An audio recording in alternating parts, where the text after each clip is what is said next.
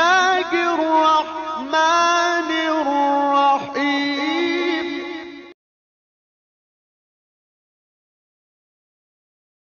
السلام عليكم ورحمة الله وبركاته. وعليكم السلام ورحمة الله وبركاته. الحمد لله نحمده ونستعينه ونستغفره ونؤمن به ونتوكل عليه ونعوذ بالله من شرور أنفسنا ومن سيئات أعمالنا ونعوذ بالله من شرور أنفسنا ومن سيئات أعمالنا من يهده الله فلا مضل له ومن يضلله فلا هادي له ونشهد أن لا إله إلا الله وحده لا شريك له ونشهد أن سيدنا ونبينا ومولانا محمدا عبده ورسوله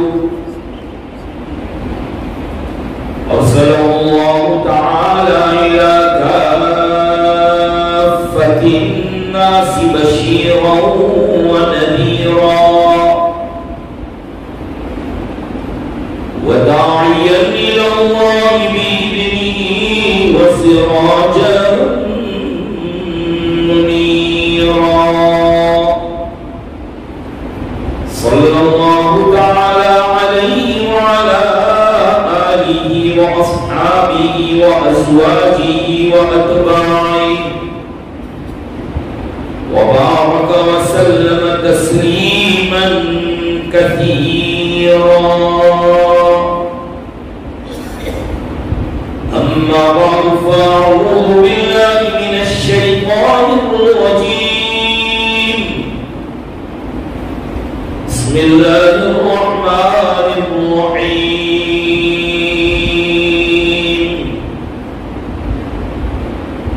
إن الله وملائكته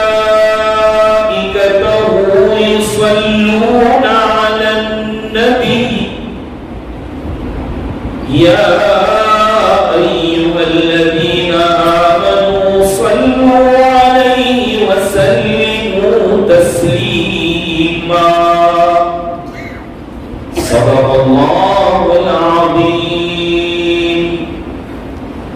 وقال النبي صلى الله عليه وسلم تركت فيكم أمرين لن تضلوا بعدي ما تمسكتم بهما كتاب الله وسنتي أو كما قال النبي صلى الله عليه وسلم.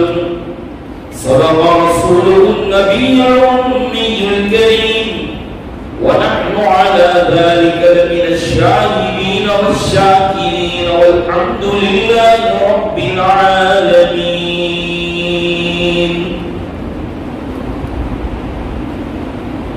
بزرگان محترم و برادران عزیز، دعا فرما دیجئے کہ حق تبارک و تعالی اپنے فضل و کرم سے کچھ ایسی باتیں کہلوا دے جو میرے اور آپ کے حق میں مفید اور کارگر ثابت ہوں، اور کہیں سنی باتوں پر اللہ تبارک و تعالی ہم تمام کو عمل کی توفیق نصیب فرمائے.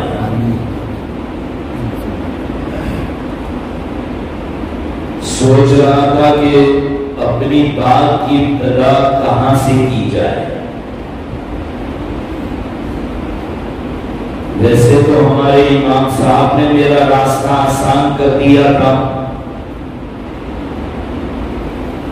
لا اقسم بهذا البلد دوسری رکعت میں یعنی لا اقسم بهذا البلد مکہ المکرمہ کی اللہ تعالیٰ قسم کھاتے ہیں. کیوں قسم کھاتے ہیں؟ اس لیے کہ وہ میرے نبی کا شہر ہے. دوسری رکعت میں پڑھتے ہیں اِنَّا أَنزَلْنَاهُ فِي لَيْلَةِ الْقَدْرِ. ہم نے اس کو یعنی قرآن کو نازل کیا لیلۃ القدر میں، تو قرآن کے نزول کی ابتدا بھی مکہ اور وہاں سے چل کر پھر مدینہ المنورہ، اور قاری صاحب نے قرات کر دی ان ابراہیم کان امۃ قانتا للہ حنیفا۔ اس پورے رکوع میں دین حنیف نبی کریم صلی اللہ تعالی علیہ وسلم کے لائے ہوئے دین پر عمل کی تاکید کی جا رہی ہے۔ سوچتا تھا کہ یہیں سے شروع کروں کہ قاری صاحب نے، ہمارے قاری انس نے بہترین نعت کے اشعار سنائے، بہت دین کی اشعار تھے جس میں انہوں نے ہمیں بہترین وظیفہ پڑھنے کی تاکید کی، اور وہ تھا درود شریف۔ ہر مرض لا دوا کی دوا ہے صلی علی محمد۔ جس بیماری کی کوئی علاج نہ ملے، کوئی دوا نہ ملے، اس کو چاہیے کہ وہ صلی اللہ علیہ وسلم کا ورد زبان پر رکھے۔ ابتدا کی تھی کہ وہ ذات ہے کہ جس پر درود اور سلام حق تبارک و تعالی بھی بھیجتے ہیں۔ فوراً میرے ذہن میں آیت آ گئی ان اللہ و ملائکتہ یصلون علی النبی، کہ اللہ اس کے فرشتے درود بھیجتے ہیں اپنے نبی پر۔ اے ایمان والو صلو علیہ وسلموا تسلیما، تم بھی درود اور سلام بھیجو، خوب سلام بھیجو اپنے نبی صلی اللہ تعالی علیہ وسلم۔ اس آیت کے بعد کا قدرتی طور پر اثر ایسا ہے کہ کوئی بھی پڑھے، جب بھی پڑھے، کہاں بھی پڑھے، فوراً مسلمان کی زبان پر بلا تکلف، بے ساختہ درود شریف جاری ہو جاتا ہے۔ ترجمہ سمجھ میں آئے یا نہ آئے، بس اتنا کہ آیت کے بعد کو کوئی پڑھے، فوراً زبان پر درود شریف آ جاتا ہے۔ کیوں میں اور آپ مجبور کیوں ہیں؟ کیوں ہماری زبانوں پر درود کیوں آ جاتا ہے؟ درود شریف پڑھنے سے سکون کیوں ملتا ہے؟ بے چینوں کو چین کیوں آ جاتا ہے؟ پریشان حالوں کی پریشانیاں کیوں دور ہو جاتی ہیں؟ کیوں لوگوں کا باقاعدہ اس پر عمل کے ہزاروں اور لاکھوں کی تعداد اور گنتی میں روزانہ درود شریف پڑھتے ہیں؟ کیا بات ہے آخرکار؟ ہماری زبانیں کیوں مجبور ہیں؟ کیوں بول دیتی ہے؟ اصل میں اس آیت پاک میں نبی کریم صلی اللہ علیہ وسلم کی 3 صفات اور آپ کے 3 حقوق بیان کیے: محبت، اطاعت اور عظمت۔ محبت، عظمت اور اطاعت۔ اسی طریقے سے اس آیت پاک میں 3 چیزوں کو بیان کیا ہے، 3 صفات کو: جمال نبوی کو، کمال نبوی کو اور نوال نبی کو۔ جمال، کمال اور نوال۔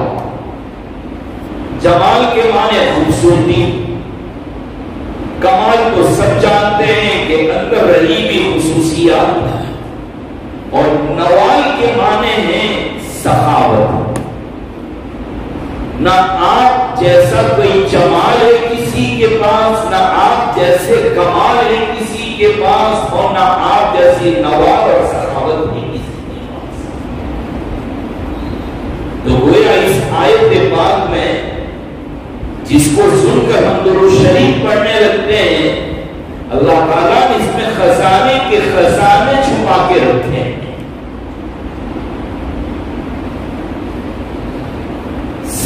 اول نمبر پر جمال نبوی، محبت کہاں ہوتی ہے؟ نوجوانوں کو جلدی سمجھ میں آتا ہے کہ محبت کہاں کی جاتی ہے؟ جہاں جمال، خوبصورتی، حسن یہ پایا جاتا ہے تو محبت کرنے لگتے ہیں، دل دے بیٹھتے ہیں، چمڑی دیکھ کر، خوبصورتی دیکھ کر عاشق ہو جاتے ہیں۔ لیکن یہ نہیں سمجھتے کہ ہم نے دھوکہ کتنا بڑا کھایا ہے۔ جہاں جمال سمجھے ہو تو کم مقصد کمال ہے، کیونکہ وہ تو حضرت میک اپ کی مہربانی ہے۔ یہ بیچاروں کو جو جمال اور خوبصورتی نظر آئی، جو حسن نظر آیا، وہ چمڑی کا کہاں ہے؟ وہ تو حضرت کریم اور پاؤڈر کی مہربانیاں ہے سارے۔ کٹے چھٹے بال، الٹے سیدھے کپڑے، چال کا انداز، یہ بیچارہ دیوانہ ہو جاتا ہے۔ ہم کہتے ہیں کہ میرے جوان، اگر تیرا یہ قاعدہ ہے، تیرا اصول ہے، اور ہونا بھی چاہیے کہ جہاں جمال دیکھیں گے وہاں دل دے بیٹھیں گے، بہت اچھا قانون ہے آپ کا، لیکن آپ کو غلط فہمی بھی ہے۔ جمال ڈھونڈنے کہاں گئے ہیں آپ؟ جمال ڈھونڈنا ہے، حسن ڈھونڈنا ہے، خوبصورتی ڈھونڈنا ہے، تو خوبصورتی ختم ہوتی ہے جس پر وہ ذات جناب نبی کریم صلی اللہ علیہ وسلم کی۔ آپ سے بڑا کوئی عظیم پیدا نہیں ہوا، آپ سے بڑا کوئی جمیل اور خوبصورت پیدا نہیں ہوا۔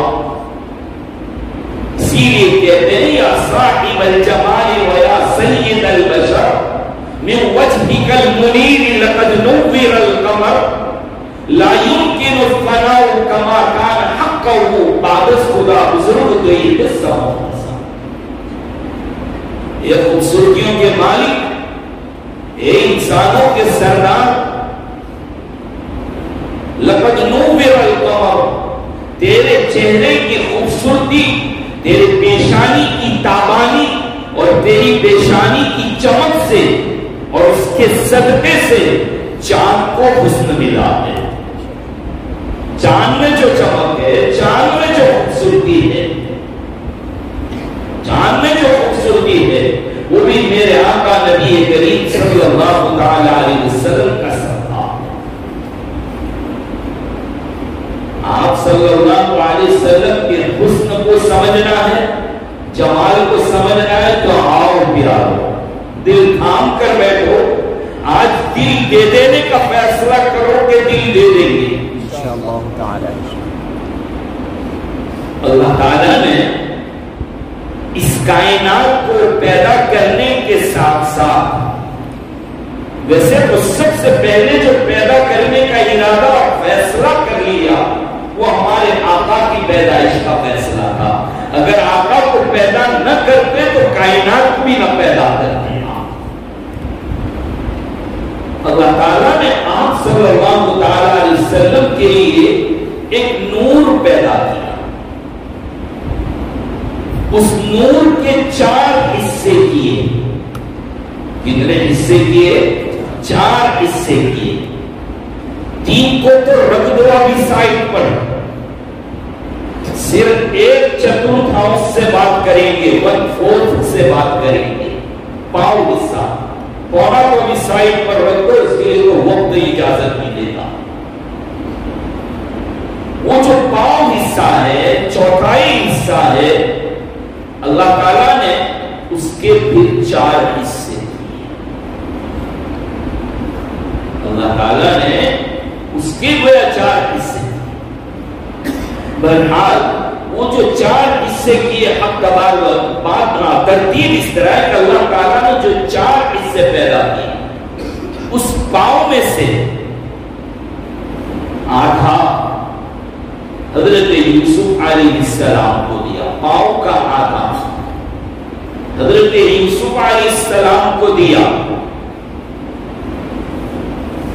حضرت یوسف علیہ السلام کو کتنا ملا ہے؟ میرے آقا کا نور جو تھا اس کے پاؤں حصے کا آدھا دیا گیا حضرت یوسف کو. اور دیکھنے والیوں نے جب دیکھا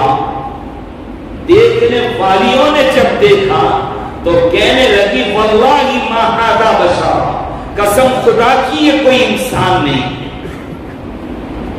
آپ کو معلوم ہوگا یوسف علیہ السلام کا قصہ کہ یوسف علیہ السلام کا حسن، جمال اور خوبصورتی کو دیکھ کر عزیز مصر جو مصر کا نانا منتری تھا اس کی بیگم زلیخا دل دے بیٹھی، عاشق ہو گئی. وہاں کی عورتوں نے جب پتا چلا کہ بڑا خوبصورت ہے نوجوان، تو ہر کوئی چاہتی تھی منسٹر کی بیگم کہ یوسف ہمارا ہو جائے. شاید اس زمانے میں کوئی باپو اور عامل نہیں ہوگا، نہیں تو وہاں چلے جاتے تو وہ بھی دے دیتا، 2 لٹکانے کے، 3 چپکانے کے، 4 دبانے کے، 5 نہانے کے، ہاں وہ بھی دے دیتا ہول سیل کے اندر. لیکن وہاں تو کوئی باپو عامل نہیں تھا. عورتیں جب چالاکی چلتی ہیں تو اچھوں کی عقل اڑا دیتی ہیں، اچھوں کی عقل اڑا دیتی. یہ جب چالاکی چلتی ہے، کتنی بھاری چالاکی چلی ان عورتوں نے مصر کی کہ شرم نہیں آتی ایک اپنے پیسوں کا خریدا ہوا غلام اس کے اوپر مت کی، تیرے سے زیادہ نکمی کوئی نہیں. مقصد یہ تھا کہ ہمارے دانوں سے گھبرا کر یہ چھوڑ دے گی تو ہم دانے ڈالیں گے،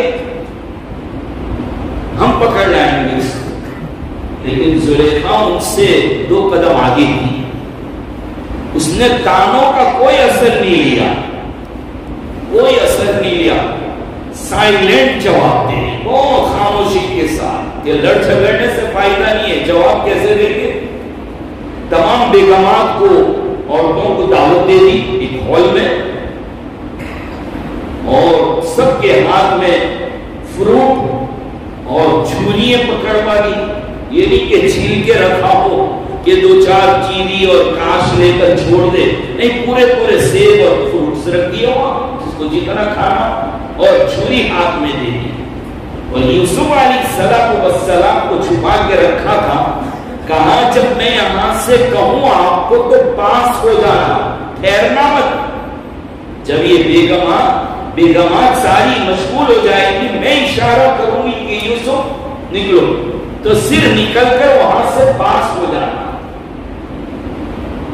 وقالت اخرج علیہن، کہا چلو یوسف آ جاؤ، نکلو یہاں سے، پاس ہو جاؤ. فلما رأینہ اکبرنہ وقطعن ایدیہن، جب انہوں نے یوسف کے حسن کو دیکھا تو دیکھتی رہ گئی، منہ کھلا کے کھلا رہ گیا. چھریاں بجائے سیب اور فروٹ پہ چلنے کے اپنے ہاتھوں کو کاٹنا، مدہوش ہو گئی یوسف کے حسن کو دیکھ کر. قطعن ایدیہن وقلن حاش للہ، اور کہنے لگی قسم اللہ کی، ما ھذا بشر، یہ کوئی انسان نہیں ہے، ان ھذا الا ملک کریم، یہ تو کوئی بہت بڑا فرشتہ ہے. حیران رہ گئی حضرت یوسف علیہ السلام کے حسن کو. اس موقع پر میری ماں عائشہ رضی اللہ تعالیٰ عنہا فرماتی ہیں بڑی بات ہوتی اگر میرے محبوب کو دیکھ لیتی، انگلیاں کیا کلیجے کاٹتی، کلیجے کاٹتے. اور ہم تو یہ کہتے ہیں کہ دیکھنے والیاں نہیں، دیکھنے والے تھے، مرد تھے. جب انہوں نے دیکھا تو ایسا دل دے بیٹھے کہ اپنی گردنوں کا نذرانہ پیش کر دیا، اپنی جانوں کا نذرانہ پیش کر دیا. عمر جیسا عمر جس کا تذکرہ کر رہے تھے قاری صاحب، عمر جیسا عمر جو قتل کرنے آیا تھا، گردن لینے آیا تھا، لیکن جب جمال نبوی کو دیکھا تو پھر کہنے لگا کہ میں اپنی گردن دینے کے لیے تیار. خیر تو یوسف علیہ السلام کو تو جو ملا ہے میرے نبی کے پاؤں حصے کا آدھا، اور پاؤں کا آدھا دوسرا کہاں گیا؟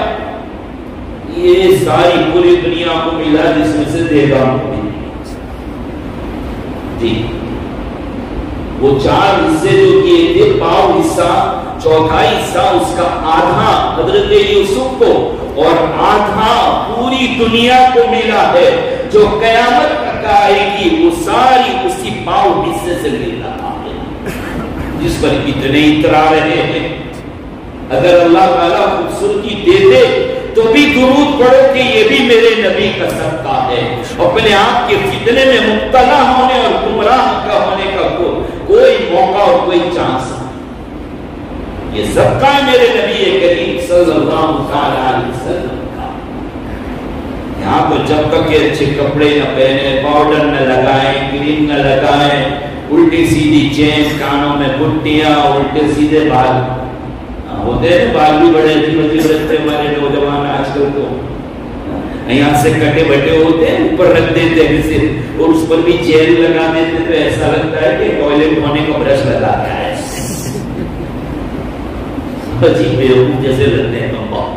ہماری صورت میں تو بہت ہوتے ہیں، ایسا ہی لگتا ہے کہ باتھ روم دھونے کا برش الٹا کر کے لگا کر آ گئے ہیں۔ خیر، اب آئیے نبی کریم صلی اللہ علیہ وسلم کے حسن و جمال کی بات کیسے کریں، کہاں سے کروں؟ وَأَحْسَنَ مِنْكَ لَمْ تَرَ قَطُّ عَيْنِي وَأَحْسَنَ مِنْكَ لَمْ تَرَ قَطُّ عَيْنِي وَأَجْمَلَ مِنْكَ لَمْ تَلِدِ النِّسَاءُ خُلِقْتَ مُبَرَّأً مِنْ كُلِّ عَيْبٍ كَأَنَّكَ قَدْ خُلِقْتَ كَمَا تَشَاءُ۔ کیا کہہ رہا شاعر؟ وَأَحْسَنَ مِنْكَ لَمْ تَرَ قَطُّ عَيْنِي، آپ سے زیادہ خوبصورت میری آنکھوں نے دیکھا نہیں۔ وَأَجْمَلَ مِنْكَ لَمْ تَلِدِ النِّسَاءُ، آپ سے زیادہ صاحب جمال کسی ماں نے جنا نہیں۔ خُلِقْتَ مُبَرَّأً مِنْ كُلِّ عَيْبٍ، آپ کو تمام عیوب سے پاک پیدا کیا ہے۔ گویا آپ ظاہری خوبصورت بھی تھے اور روحانی اخلاق کے بھی آپ خوبصورت تھے۔ گویا کہ آپ کو ایسا ہی پیدا کیا جیسا کہ آپ چاہتے تھے۔ یہ ہے کہ اس میں مجال ہے کہ نبی کریم صلی اللہ علیہ وسلم کی خوبصورتی کی باتیں کریں۔ علامہ عبدالوہاب شعرانی رحمۃ اللہ علیہ لکھتے ہیں کہ اللہ تعالیٰ نے نبی کریم صلی اللہ علیہ وسلم کے حسن و جمال پر پردہ ڈال دیا تھا، حجاب ڈال دیا تھا۔ اگر یہ حجاب اور پردہ نہ ہوتا، صحابہ تڑپ تڑپ کر جان دے دیتے، چیخ مار دیتے، جیسے آسمان کے چاند اور سورج کو دیکھنے کی کسی کی مجال نہیں ہے، ویسے میرے نبی کے چہرے کی طرف دیکھنے کی تاب کوئی نہیں لا سکتا۔ آئی روایات میں صرف 2 صحابی چہروں کو دیکھ سکتے تھے اور بات کرتے وہ چہرہ دیکھتے تھے، وہ صدیق اکبر اور فاروق اعظم رضی اللہ تعالیٰ، اور وہ بھی اس لیے کہ دونوں سسر ہیں۔ حضرت ابوبکر کی بیٹی عائشہ اور حضرت عمر کی بیٹی حفصہ، یہ دونوں نکاح میں ہیں نبی کریم صلی اللہ علیہ وسلم، تو دونوں سسر ہیں، ورنہ کسی صحابی کی مجال نہیں ہوتی۔ کہا کہ اگر اللہ نے حجاب نہیں ڈالے ہوتے، پردہ نہیں ڈالا ہوتا، تو صحابہ کا قریب میں بیٹھ کر علم حاصل کرنا مشکل ہو جاتا، علم کا حاصل کرنا مشکل ہو جاتا۔ اس لیے اس کو ہلکا کرنے کے لیے پردے ڈال دیے تھے۔ جیسے ہمارے یہاں سے جو بجلی پیدا ہوتی ہے، لائٹ پیدا ہوتی ہے، کیا مجال ہے کسی کی کہ وہیں ڈائریکٹ لائن جوڑ دے؟ نہیں، وہاں سے وہ پاور ہاؤس میں آتا ہے اور پھر وہاں سے وہ کیلو کے اعتبار سے لائٹ کے کھمبوں پہ ٹرانسفر اور ٹرانسفارمر کے اندر ٹرانسفر کرتے ہیں اور وہاں سے ہمارے گھر میں آتے ہیں۔ کبھی کبھی ڈاؤن اور اپ اور ڈاؤن ہوتی ہے بجلی، تو دیکھا ہوگا فریج تک کو اڑا کے رکھ دیتی ہے، مجال نہیں۔ تو صحابہ کرام رضوان اللہ تعالی اجمعین کو آقا براہ راست تعلیم دینے والے تھے، اس لیے پردہ ڈال دیا۔ اس لیے لکھا ہے کہ صحابہ نے وہ حسن و جمال جو ہم سن رہے ہیں، کہتے ہیں کہ جب تابعین کو اور تبع تابعین کو سنایا ہے، وہ حجاب اور پردے والا حسن و جمال تابعین اور تبع تابعین کو سنایا ہے، تو وہ تڑپ تڑپ کر بے ہوش ہو جاتے ہیں، جان دے دیتے ہیں، چیخیں نکل جاتی ہیں۔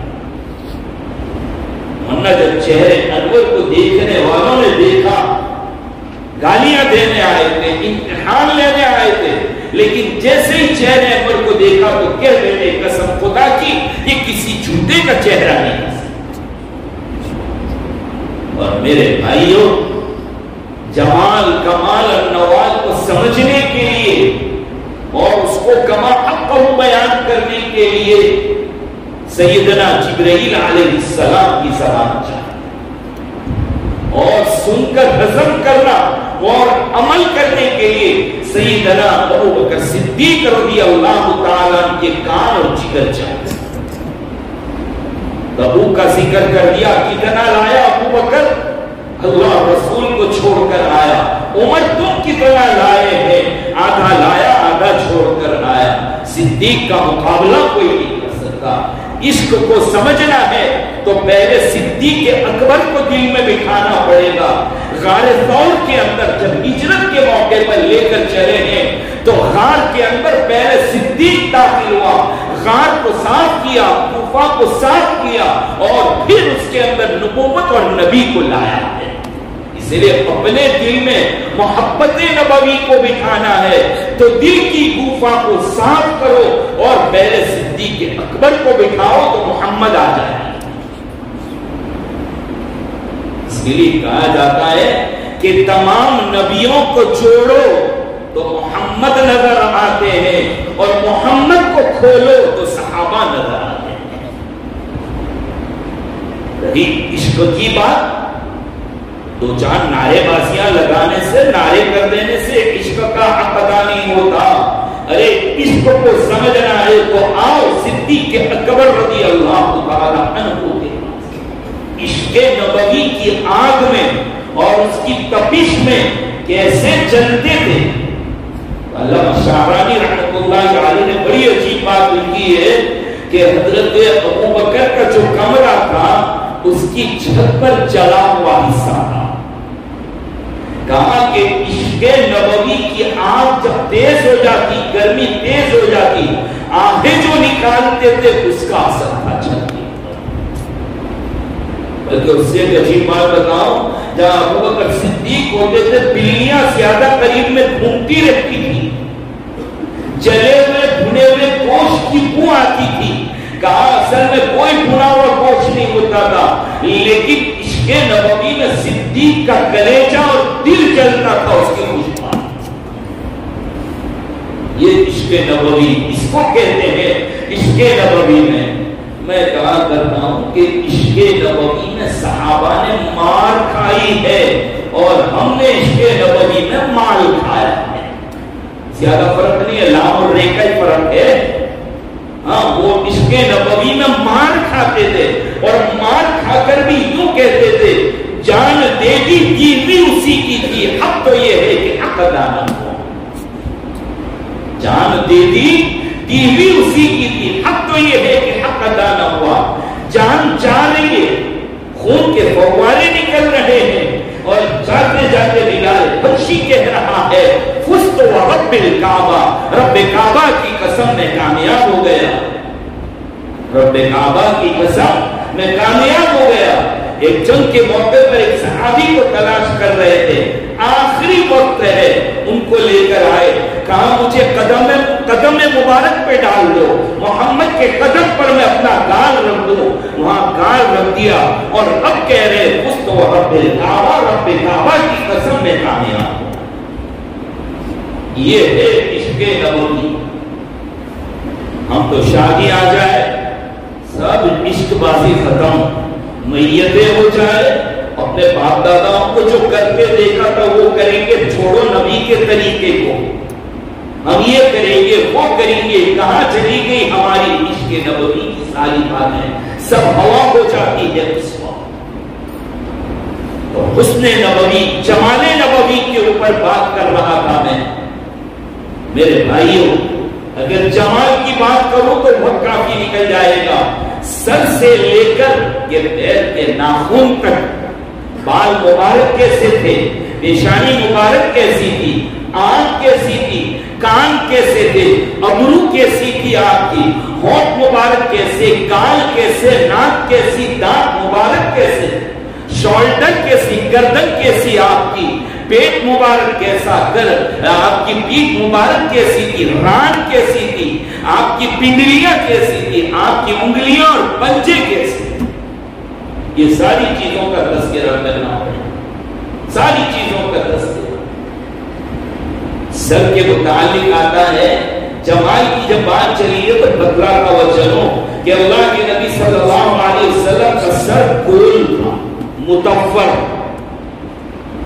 اور بڑا، اتنا بڑا بھی نہیں کہ عیب لگے، یعنی وہ کہتے ہیں کوئی بہت ہوشیار اور صحیح ہوتا ہے تو کہتے ہیں متھا بڑا ہے اس کا، یعنی بہت ہوشیار ہے، ساری ہوشیاریاں جا ختم ہو جاتی ہے وہ ذات جناب نبی کریم صلی اللہ علیہ وسلم۔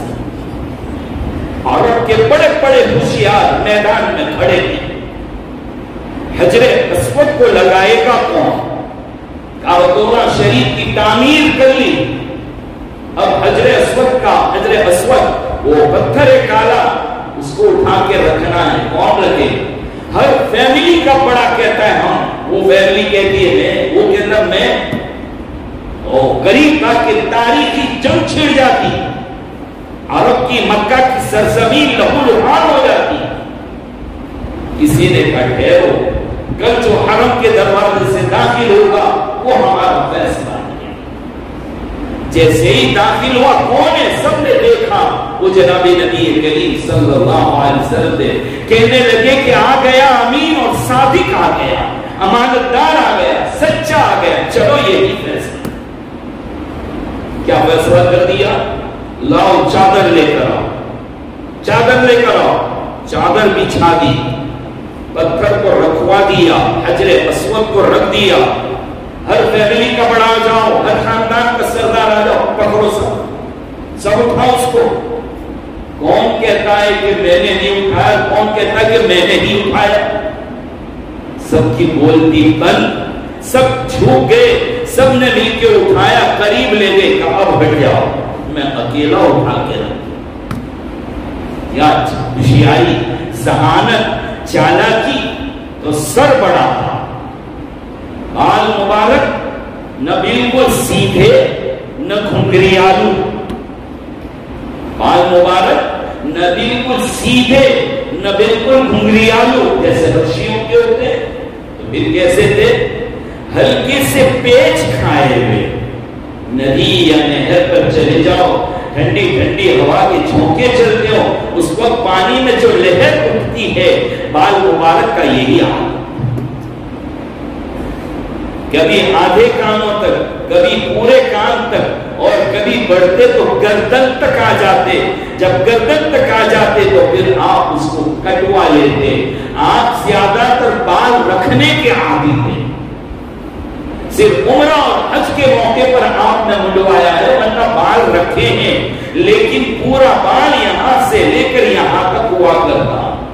بال کا حق ادا کرتے، شیمپو کے ذریعے سے نہیں، جیل کے ذریعے سے نہیں، تیل ڈالتے تھے۔ کتنا تیل ڈالتے تھے؟ کتنا؟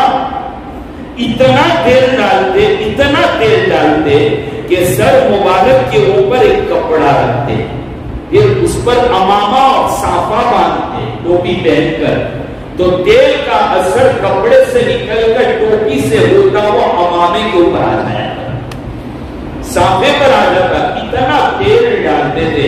اللہ کے نبی صلی اللہ علیہ وسلم کنگھا بھی کر لیا کرتے، رائٹ سائڈ داہنی طرف سے کنگھی فرماتے تھے اللہ کے نبی صلی اللہ علیہ وسلم۔ تو بال رکھنے کا شوق ہے تو سنت بھی ادا ہو جائے گی، شوق بھی پورا ہو جائے گا۔ تو میرے دوستوں بال رکھو تو ایسے رکھو آپ کے بال دیکھ کر کوئی کہہ دے کہ یہ نبی کا غلام جا رہا۔ اللہ کے نبی کی پیشانی مبارک کافی چوڑی تھی، کافی چوڑی تھی، اس سے بھی ذہانت کا پتہ چلتا ہے۔ اللہ کے رسول صلی اللہ علیہ وسلم کی یہ ابرو، یہ بھویں بڑی بھراؤدار تھی، درمیان میں خالی، ناک مبارک پتلی لمبی اور اٹھی ہوئی تھی، گال گوشت سے بھرے ہوئے تھے، ہونٹ مبارک بالکل پتلے اور گلابی،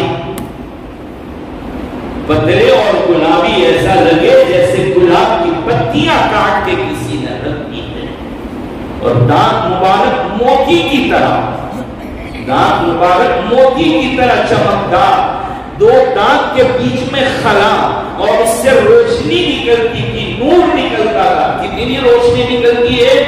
ازواج مطہرات اور بیگمات فرماتی ہیں، ام المؤمنین فرماتی ہیں کہ اگر اندھیری رات میں ہمیں سوئی میں دھاگا ڈالنا ہوتا، اللہ کے نبی صلی اللہ علیہ وسلم کے چہرے انور کے پاس چلی جاتی، دانتوں سے نکلنے والی روشنی میں ہم سوئی میں دھاگا ڈال دیا کرتے۔ اور سوئی میں دھاگا ڈالنا کتنا آسان تھا ہمیں سب جانتے ہیں، نہیں بڑا مشکل کام ہے، وہ بھی اندھیرا، اس کے اندر میرے نبی کے جیدات مبارک سے نکلنے والی اس خوبصورتی اور اس چمک اور اس روشنی کی روشنی میں وہ لوگ دھاگا کیوں دیا ہے؟ یہ عالم کا نبی کریم صلی اللہ علیہ وسلم، چہرے مبارک میں منہ مبارک سے خوشبو آیا کرتی، اور آپ جس کو اپنا لعاب دہن دھوپ مبارک دے دے پھر اس کا تو کیا کہنا۔ امام نافع مدنی علیہ الرحمہ برسوں مدینہ منورہ میں نماز پڑھائی، قرآن بہت اچھا پڑھتے ہیں، خواب میں زیارت بھی نبی کریم صلی اللہ علیہ وسلم کی، کہا کہ نافع تو قرآن بہت اچھا پڑھتا ہے، تیرے ہونٹوں کو بوسہ دینے کو جی چاہتا ہے، قریب آ جا۔ قریب آگے خواب میں بوسہ دیا، جب اٹھے ہیں امام نافع رحمۃ اللہ علیہ تو ان کے منہ سے ایسی خوشبو آ رہی تھی جیسے خوشبو عنبر میں پھیکے نظر آ رہی۔ خواب کا یہ عالم تھا، تو پھر اگر حقیقت ہو جائے تو کیا عالم۔ تو نبی کریم صلی اللہ تعالی علیہ وسلم کا منہ مبارک، گال مبارک گوشت سے بھرپور، ہونٹ پتلے، دانت موتی کی طرح تھے، یعنی بالکل چہرہ بھی گول خوبصورت۔ اب کوئی بیان کرنے والا کہتا ہے تو کہتا چاند جیسا خوبصورت مکھڑا، تو فوراً عاشق رسول کھڑا ہو کے کہتا ہے جو کافر ہے۔ ارے میں نے تو نبی کے چہرے کو چاند جیسا بتلایا، کہا چاند سے تشبیہ دینا بھی تو کوئی انصاف کی بات ہے، چاند میں تو ہے چھائیاں، میرے حضرت کا چہرہ صاف ہے۔ یعنی چاند جو ہے نا اس میں تو بڑے نظر آتے ہیں، بادلوں میں چھپ جاتا ہے، میرے نبی کا چہرہ، بلکہ چاند کو روشنی ملی ہے میرے نبی کے گال مبارک کی خوبصورتی سے۔ بلکہ چاند کو دیکھنا ہو تو پھر کہاں دیکھ لو، نبی کے گال مبارک کو دیکھ لو، چاند کی روشنی اندر نظر آئی، چاند اندر نظر آئی۔ یہ حال ہے میرے بھائیوں، آپ صلی اللہ علیہ وسلم کے شولڈر بڑے تھے، گوشت سے بھرپور تھے، آپ کا سینہ مبارک نکلا ہوا، پیٹ مبارک اندر کا، آپ پتین بڑے پیٹ والے نہیں تھے، آپ کا پیٹ اور سینہ دونوں لیول میں رہتا تھا، پورے بدن گوشت سے بھرپور۔ آپ جب چلتے تھے اللہ کے نبی صلی اللہ علیہ وسلم تو قدم اکھاڑ اکھاڑ کر چلتے تھے، نازنینوں کی طرح پیر رگڑ رگڑ کر مٹک مٹک کر نہیں چلتے، جیسا ہمارا نوجوان چلتا ہے تو ایسا لگتا ہے قبرستان سے مردہ لا کے رکھتی ہے آج۔ ہاں چال بدل جاتی ہے، ٹانگوں میں زیادہ زور نہیں، اب تو ہونڈے نے بھی رکوع بنا دیا ہے، تو گلی بھی پار کرنا ہو تو ہونڈا، تو جوان کہتا وٹ مارنے کے لیے تو ہونڈا چاہیے چاہیے، میرے نبی کی چال ایسی ہوتی جیسے اوپر سے اتر رہے ہوں. یعنی جب آدمی اوپر سے اترتا ہے تو نیچے نظر ہوتی ہے. نظر کی اتنی حفاظت فرماتے نبی کریم صلی اللہ علیہ وسلم. بدن مبارک سے ایسی خوشبو آتی تھی. صحابہ فرماتے اگر آقا درمیان میں نہ ہوتے ہمارے اور ہمیں تلاش کرنا ہوتا, ہم 4 راستے پر ٹھہر کر خوشبو سنتے, جدھر سے خوشبو آتی ادھر چلے جاتے, نبی سے ملاقات ہو جاتی. اگر ہم میں سے کسی کے سر پر ہاتھ رکھ دیتے تو پہچانا جاتا یہ وہ آدمی ہے جس کے سر پر نبی نے ہاتھ پھیرا ہے, جس سے آج نبی نے مصافحہ کیا. یہ عالم کا اللہ کے نبی صلی اللہ علیہ وسلم کی جمال جہاں کس میں کام ہے؟ کون کما حق ہو آپ کی خوبصورتی کو بیان کر سکتا ہے؟ نبی کریم صلی اللہ علیہ وسلم سے زیادہ حسین جمیل خوبصورت نہیں دیکھا.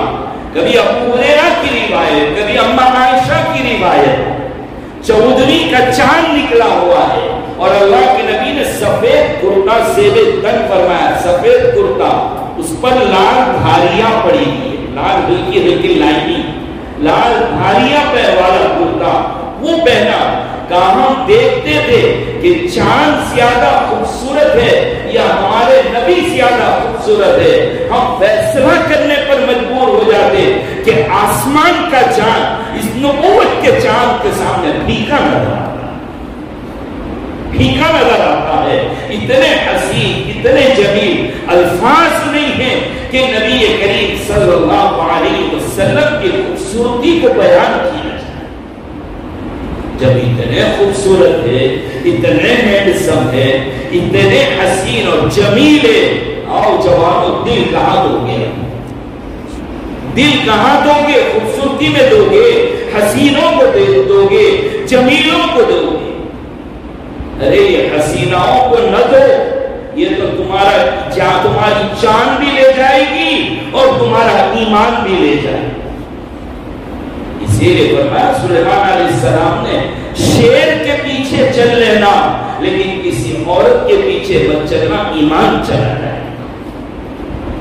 اسی لیے کہا نکلو تو نظریں نیچی رکھو.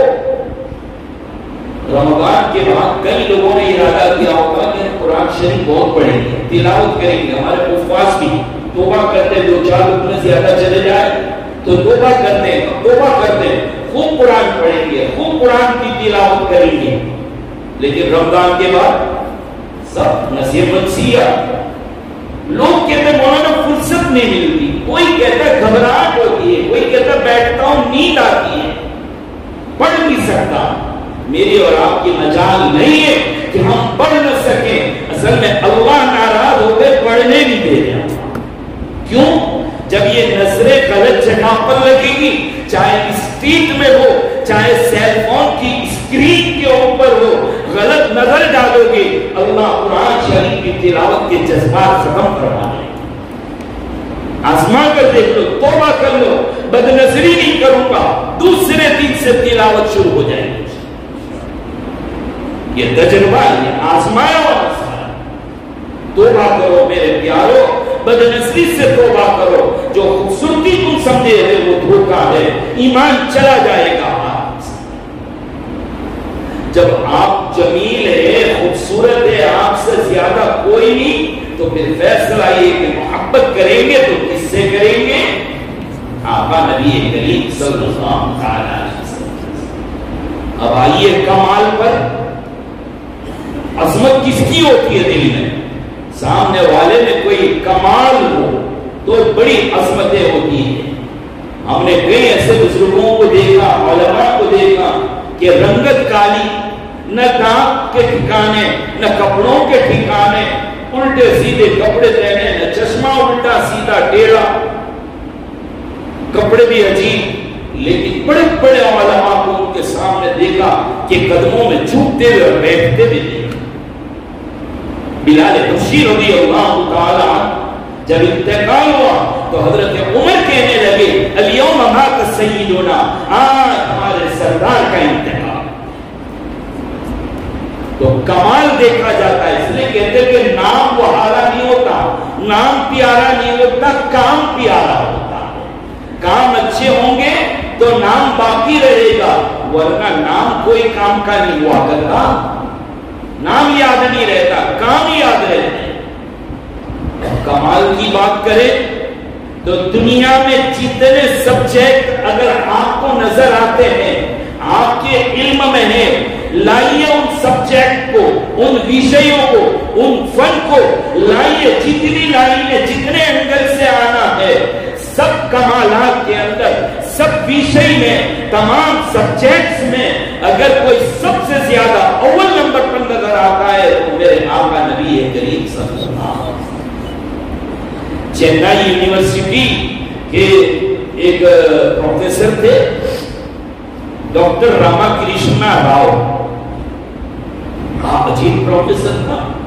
انہوں نے ایک رسالہ لکھا انگریزی میں، تھا محمد، بہت پتلا سا۔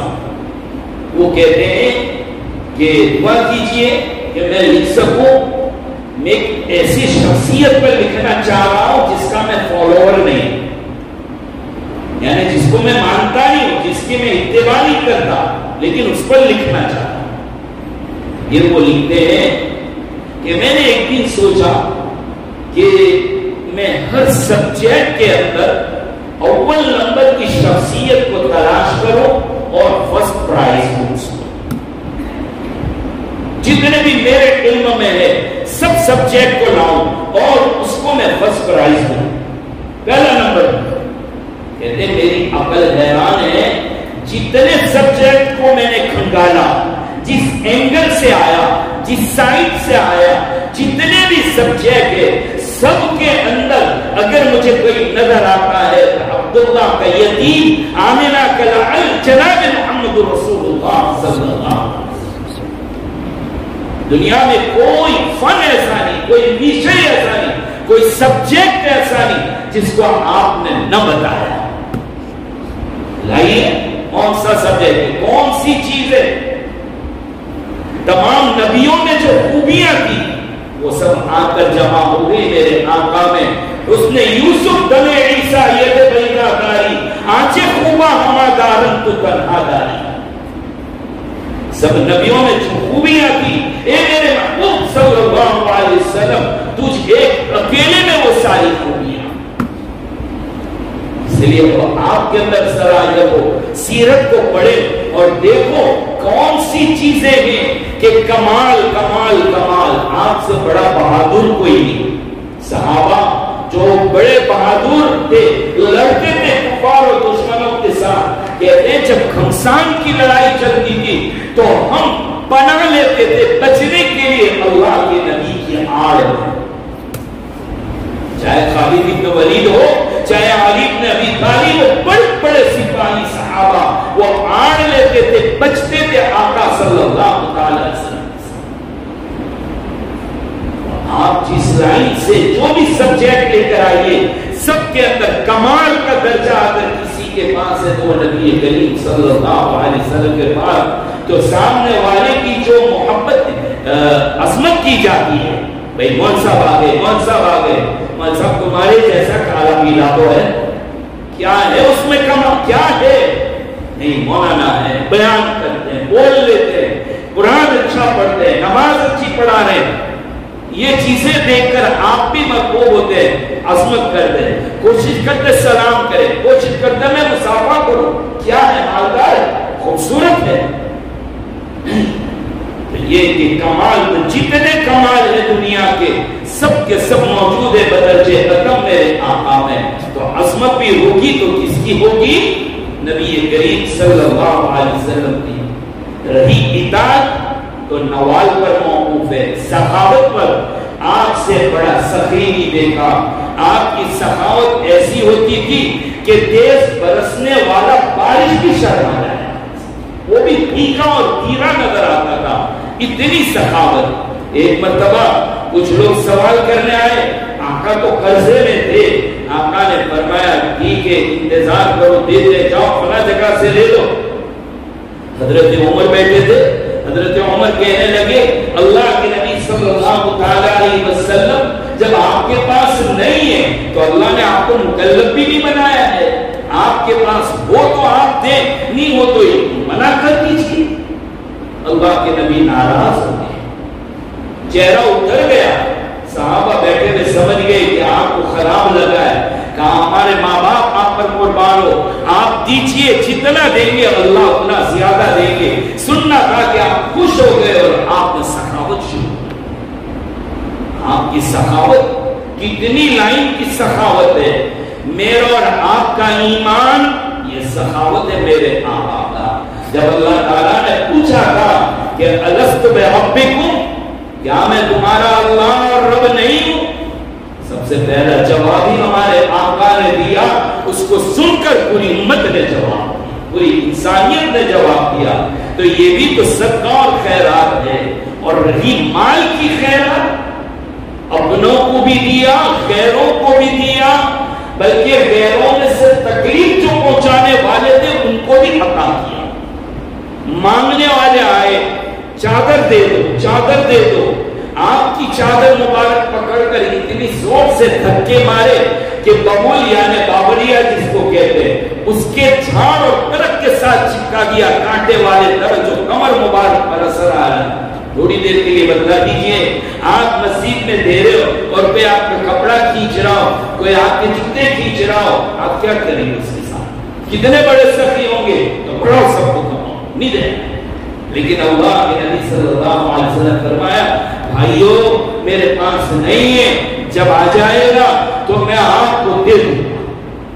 اور دیا پھر آئے کو. ایک جوان آیا, کہا میری ماں نے آپ کے بدن کی چادر مانگی ہے. کہا ایک ہی تو ہے میرے پاس. کہا نے یہی مانگی ہے. آپ نے غرضے اور ادھار کی چادر لے کر پہنی اور اپنی چادر مبارک عطا فرما دی. اسی لیے شاعر کہتا ہے نرفت لا ما قال قط الا في تشهده لولا التشهد لكان لاؤه نعم, کہ آپ نے کبھی اپنی زبان سے نو نام نہیں کہا. اگر تحیات میں کلمہ شہادت میں یہاں ضرورت نہیں ہوتی تو یہاں بھی لا, عربی میں نو کے لیے لا کا لفظ استعمال کرتے ہیں. اشہد اللہ, میں گواہی دیتا ہوں کہ نہیں ہے کوئی معبود. تو شہادت کا کلمہ سنانا تھا, بتلانا تھا, اس کے لیے لا کا لفظ, نو کا لفظ استعمال کیا. اگر یہ نہ ہوتا تو آپ کبھی بھی نہیں نرفت لا, مگر در زبان مبارک, مگر در اشہد اللہ الہ الا اللہ, کبھی بھی آپ نے لا اور لا نہیں کہا, بس صرف اشہد اللہ الہ الا اللہ. آپ سے زیادہ سخی نہیں دیکھا. تو دنیا والے کہتے ہیں جس کا کھاؤ اس کا گاؤ. دیکھا والے کس کا کھاتے ہیں؟ اللہ کا دیا ہوا. صدقے میں کس کا ہے؟ نبی کا صدقہ ہے. نبی نہ ہوتے تو کچھ بھی نہ ہوتا. یہ دولت, یہ رونق سب نبی کی وجہ سے ہے. تو ہمیں جو کچھ مل رہا ہے ہمارا تو ایمان ہے, نبی کا صدقہ. تو پھر گانا بھی گاؤ بھی تو کس کی باتیں گاؤ گی؟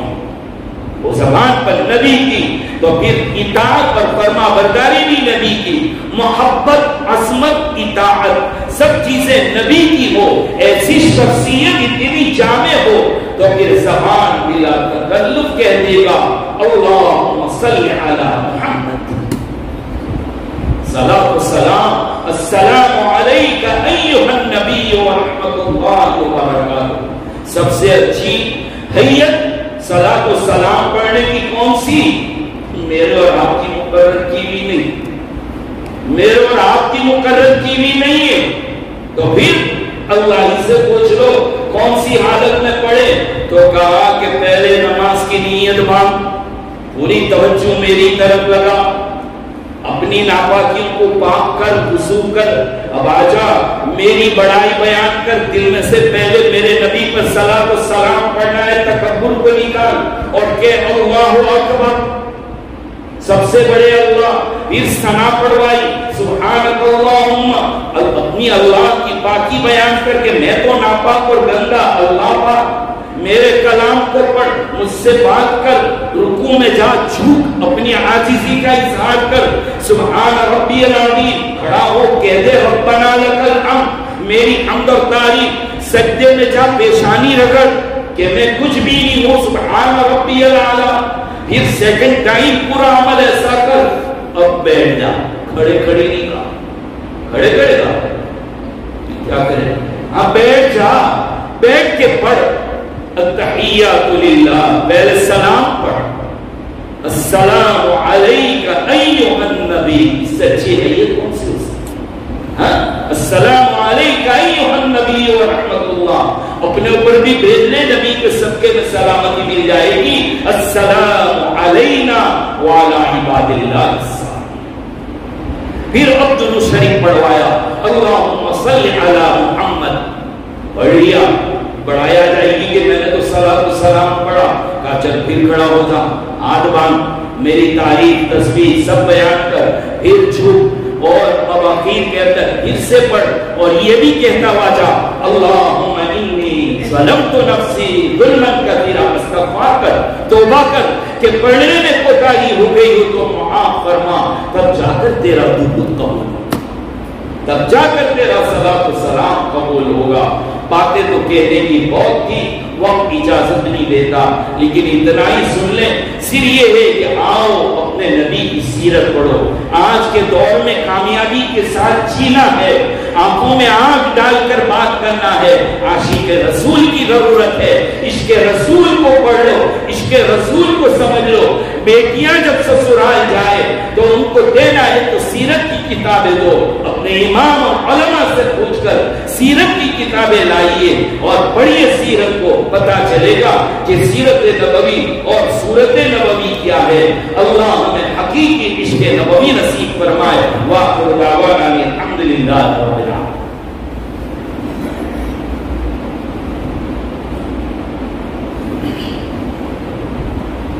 بسم اللہ الرحمن الرحیم. الحمد للہ رب العالمین، والصلاة والسلام علی سید الانبیاء واشرف المرسلین محمد وعلی آلہ واصحابہ اجمعین. یا ارحم الراحمین یا ارحم الراحمین یا ارحم الراحمین. اللهم صل على محمد عبدك ورسولك وصل على المؤمنين والمؤمنات والمسلمين والمسلمات. اللهم رب ارحمهما كما ربياني صغيرا. ربنا ظلمنا أنفسنا وإن لم تغفر لنا وترحمنا لنكونن من الخاسرين. ربنا آتنا في الدنيا حسنة وفي الآخرة حسنة وقنا عذاب النار. ربنا آتنا من لدنك رحمة وهيئ لنا من أمرنا رشدا. ربنا أتمم لنا نورنا واغفر لنا إنك على كل شيء قدير. يا حي يا قيوم برحمتك نستغيث أصلح لنا شأننا كله ولا تكلنا إلى أنفسنا طرفة عين.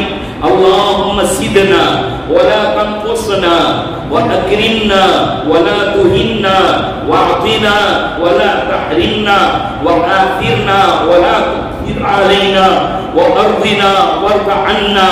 اللهم اكفنا بحلالك عن حرامك واغننا بفضلك عمن سواك. اے اللہ گناہوں کو معاف فرما، گناہوں سے نفرت نصیب فرما. اے اللہ اگر گناہ ہو جائے تو استغفار کرنے کی توفیق عطا فرما، توبہ کرنے کی توفیق عطا فرما، نیکیوں کا شوق اور ذوق نصیب فرما. قرآن کی تلاوت کے مواقع نصیب فرما، قرآن کریم کی تلاوت کے لیے ہمت عطا فرما، ذوق اور شوق نصیب فرما. ہماری بدعمالیوں کی وجہ سے تلاوت سے محروم نہ فرما.